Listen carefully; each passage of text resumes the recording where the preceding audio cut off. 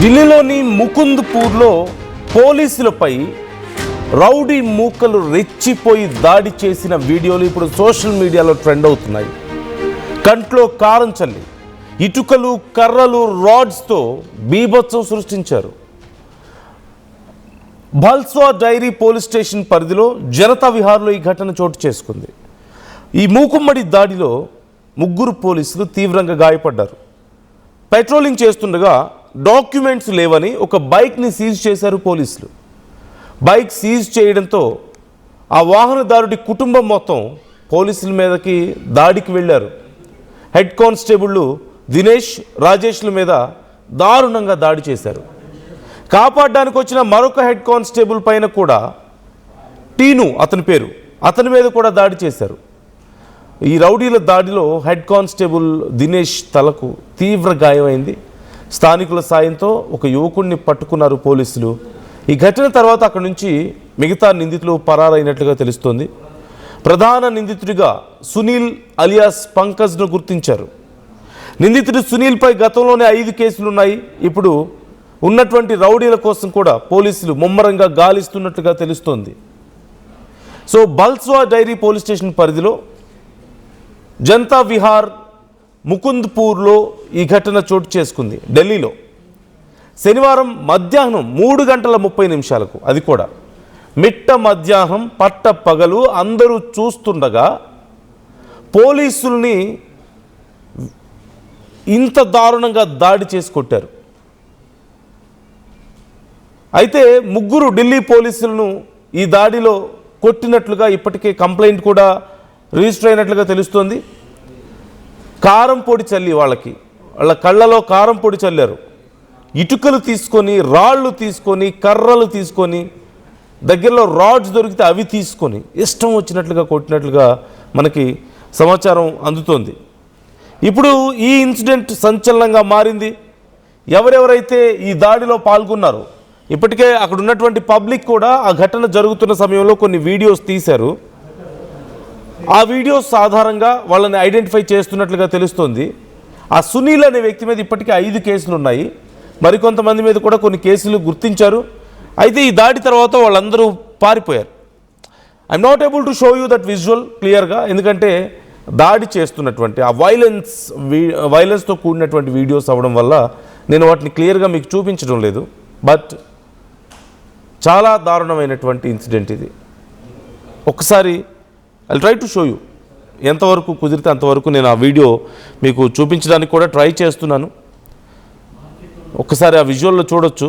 మధ్యలో ఉంది పోలీసులు, చుట్టూ కర్రలు పట్టుకొని, రాడ్స్ పట్టుకొని, ఇటుకరాళ్ళు దొరికితే వాటిని వాళ్ళ మీదకి విసిరేస్తూ, అది కూడా పోలీసులు, ఏదో కామన్ పీపుల్ కాదు, పోలీసుల్ని కొట్టారు ఆ రకంగా. అంటే అప్పటికే వాళ్ళ మీద ఏదైనా కోపం ఉందా, లేకపోతే ఇంకేం జరిగింది అనేది మాత్రం తెలియాల్సి ఉంది. అసలు ఇన్సిడెంట్ ఎలా జరిగింది అనేది మరొకసారి క్లియర్గా చూస్తే, హెడ్ కానిస్టేబుల్స్ దినేష్, రాజేష్ ఇద్దరు వెహికల్స్ని చెక్ చేస్తున్నారు. ఆ పెట్రోలింగ్ టైం అక్కడ వెహికల్స్ని కూడా చెక్ చేస్తున్నారట. అయితే ఆ తనిఖీలు చేస్తున్న టైంలో ఒక బైక్కి ప్రాపర్ డాక్యుమెంట్స్ లేవు. అందుకని ఆ బైక్ని పోలీస్ స్టేషన్కి తీసుకెళ్ళి ఢిల్లీ పోలీస్ యాక్ట్ సెక్షన్ 66 క్రింద వాళ్ళు డిపాజిట్ చేశారు పోలీస్ స్టేషన్లో. ఆ తర్వాత ఆ బైక్ యజమాని, అతని కుటుంబ సభ్యులు పోలీసుల్ని క్వశ్చన్ చేయడానికి వచ్చారట. అక్కడ మాట పెరిగి చివరికి ఒకరి మీద ఒకరు దాడులు చేసుకునే స్థాయికి వెళ్ళి వాళ్ళు అప్పటికే ప్రిపేర్డ్గా కూడా వచ్చినట్లుగా తెలుస్తుంది పోలీసుల మీద దాడి చేయడానికి. ఎందుకంటే వాళ్ళతో పాటు కారం పొడి తెచ్చుకున్నారు. కళ్ళలో కారం పొడి చల్లి ఇటుకలు, కర్రలతో దాడి చేశారు అంటూ తెలుస్తోంది. ఈ నేపథ్యంలో దినేష్, రాజేష్ ఇద్దరికి కూడా గాయాలయ్యాయి. వాళ్ళిద్దరి మీద దాడి జరుగుతున్న సమయంలో వాళ్ళకి హెల్ప్ చేయడానికి వచ్చిన టీను అనే పోలీస్ మీద కూడా దాడి చేశారు. మొత్తం 3 పోలీసులకు గాయాలయ్యాయి. దినేష్కు తలకి బాగా గాయమైనట్లుగా తెలుస్తుంది. పెద్ద దెబ్బ తగిలింది. 3 హాస్పిటల్కి తరలించారు మిగతా కొంతమంది స్థానికులు. ఈ దాడి తర్వాత ప్రజెంట్ వాళ్ళ కండిషన్ కొంత స్టేబుల్గా ఉన్నట్లుగా కూడా తెలుస్తుంది. అయితే ఇక్కడ బైక్ని తీసుకెళ్ళిన తర్వాత ఆ బైక్ ఎవరైతే యజమాని ఉన్నాడో అతను, అతని కుటుంబ సభ్యులు ఈ పోలీసులు మళ్ళీ తిరిగి బీట్కి వచ్చారు, అంటే పోలీస్ స్టేషన్లో బైక్ అక్కడ వదిలిపెట్టేసి మళ్ళీ బీట్కి వచ్చారు. అప్పుడు వాళ్ళతో గొడవ పడి దాడి చేసినట్లుగా తెలుస్తోంది. అయితే ఘటన జరిగిన ప్లేస్లో ఆ వీడియోలో ఒక 17 ఏళ్ల బాలుడిని కూడా పోలీసులు అదుపులోకి తీసుకున్నారు. ఎందుకంటే ఆ వీడియో క్లియర్గా చూస్తే మీకు అర్థమవుతుంది actually, but unfortunately I can't show. అదిగో అక్కడ రైట్ సైడ్ ఇప్పుడు ఒక చిన్న అబ్బాయి వచ్చి వెళ్ళాడు, మీకు కనిపిస్తుంది, ఒక టీషర్ట్ వేసుకొని. He's just 17 years old. He'll come now. అదిగో అక్కడ చూడండి, రైట్ సైడ్ ఇప్పుడు లోపలికి వచ్చి వెళ్ళాడు అతను.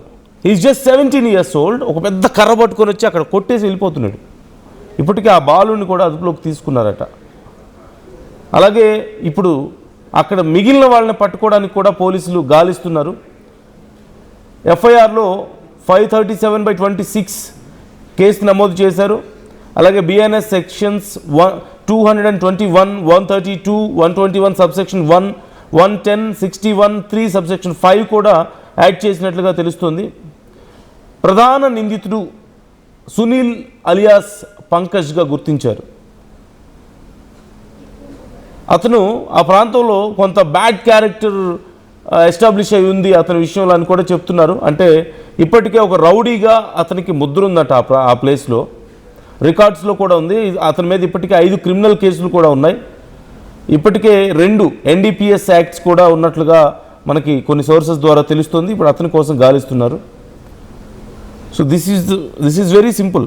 ఆ సెక్షన్స్ కూడా ఒకసారి మనం చూస్తే, బిఎన్ఎస్ 221 ప్రభుత్వ ఉద్యోగి విధులకు ఆటంకం కలిగించడం, బిఎన్ఎస్ 132 ప్రభుత్వ ఉద్యోగి విధులు చేయకుండా అడ్డుకునేందుకు దాడి లేదా క్రిమినల్ ఫోర్స్ ఉపయోగించడం, బిఎన్ఎస్ 121 సబ్సెక్షన్ 1 ప్రభుత్వ ఉద్యోగి విధిని అడ్డుకునే ఉద్దేశంతో గాయపరచడం, బిఎన్ఎస్ 110 కల్పబుల్ హోమిసైడ్, అలాగే BNS 61 criminal act, BNS 3 subsection 5 ఉమ్మడి ఉద్దేశంతో చేసిన నేరానికి బాధ్యత. సో ఇవి సెక్షన్స్గా మనకు కనిపిస్తున్నాయి ఈ కేసులో. ఇప్పటికే ఒక 17 ఏళ్ల బాలుని అదుపులోకి తీసుకున్నారు. అలాగే సునీల్ అలియాస్ పంకజ్ ఇప్పుడు పరారీలో ఉన్నాడు, అబ్స్కాండ్ అయ్యాడు. అతని కోసం కూడా వెతుకుతున్నట్లుగా తెలుస్తుంది. సో ఈ అంశానికి సంబంధించి ఇప్పుడు దేశవ్యాప్తంగా చర్చ జరుగుతుంది. పోలీసుల మీదే ఇంత పకడ్బందీగా దాడులు చేయడం ఏంది, ఇంత పట్టపగలు మధ్యాహ్నం 3:30 సమయంలో, అంటే మిట్ట మధ్యాహ్నం పట్టపగలు పోలీసుల్ని చితక్కొడుతుంటే దిక్కులేని పరిస్థితి. అండ్ అఫ్కోర్స్ ఆ తర్వాత situations are going to be very critical for them. ఎవరెవరైతే అక్కడ దాడులు చేశారో వాళ్ళ పరిస్థితి ఎలా ఉండబోతుంది అనేది మనం ఊహించుకోవచ్చు, ఎంత దారుణంగా ఉండబోతుంది అనేది ఊహించుకోవచ్చు. గతంలో కూడా పోలీసుల మీద దాడులు చేసిన వాళ్ళ పరిస్థితి ఏంటి అనేది మనకు తెలిసిందే. ఇప్పుడు వీ కెన్ రియలీ అండర్స్టాండ్ వాళ్ళ పరిస్థితి ఏంటి అనేది. ఇప్పుడు తప్పించుకొని తిరుగుతున్నారు. ఎన్ని రోజులు తిరగగలుగుతారు? సీసీ కెమెరాస్ ఉన్నాయి, పోలీసులకి నెట్వర్క్ చాలా పెద్దగా ఉంటుంది. అందులోనూ పోలీసుల మీదే దాడి చేశారు, అంత దారుణంగా దాడి చేశారు అంటే ఆబ్వియస్లీ డిపార్ట్మెంట్ ఊరుకుంటుందా? అంత ఈజీగా వదిలేస్తారా? ఒకవేళ వదిలేస్తే పోలీసులకు రక్షణే ఉంటుంది. ఈసారి ఎక్కడ కనపడితే అక్కడ దాడులు చేస్తారు, ఏం చేసినా దాడులు చేస్తారు. కాబట్టి అంత ఈజీగా అయితే ఉండదు. They are going to set an example out of this. Police will set an example out of this undoubtedly. So what you think viewers, మీకేమనిపిస్తుంది ఈ ఇన్సిడెంట్ చూసిన తర్వాత? పోలీసులనే అంత నిస్సహాయాలను చేసి కొట్టినటువంటి ఆ గ్రూప్ మీద ఏం చర్యలు తీసుకోవాలి?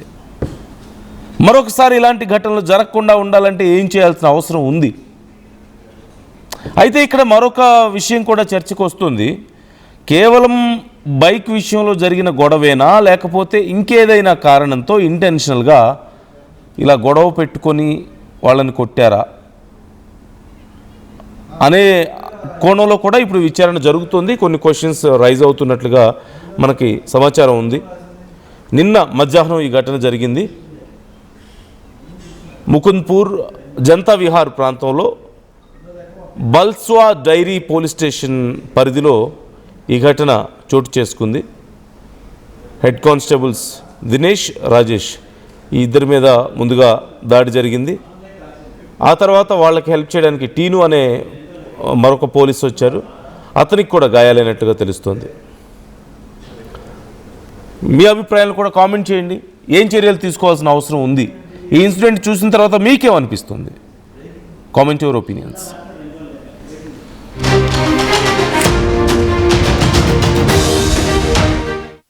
టోర్నమెంట్ కి ముందు పెయింట్ ఎలా చేస్తాం.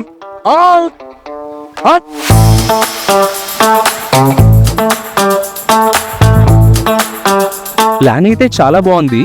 సార్, స్టేడియం పరిస్థితి చూడండి. టోర్నమెంట్ ముందు పెయింట్ ఎలా చేస్తాం.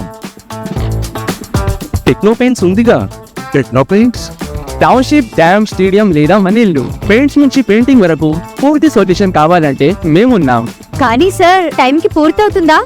రోజుకు 23 లక్షల స్క్వేర్ ఫీట్ పెయింటింగ్ చేయగల సామర్థ్యం, 5,000 మంది స్కిల్డ్ లేబర్ టీమ్ మా వెంట ఉంది. 23 లక్షల? అవును, ప్రపంచ స్థాయి రంగులు, అద్భుతమైన షేడ్స్ తో భారతదేశపు అసలైన పెయింట్ మరియు పెయింటింగ్ శక్తిని మేమే. We are techno paints. Techno paints.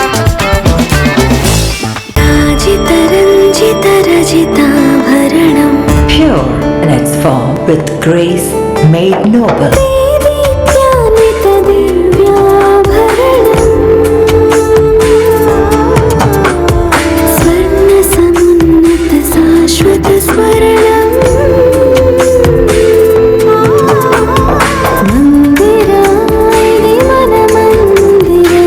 Mandira Premium Silver Jewelry by Manipali.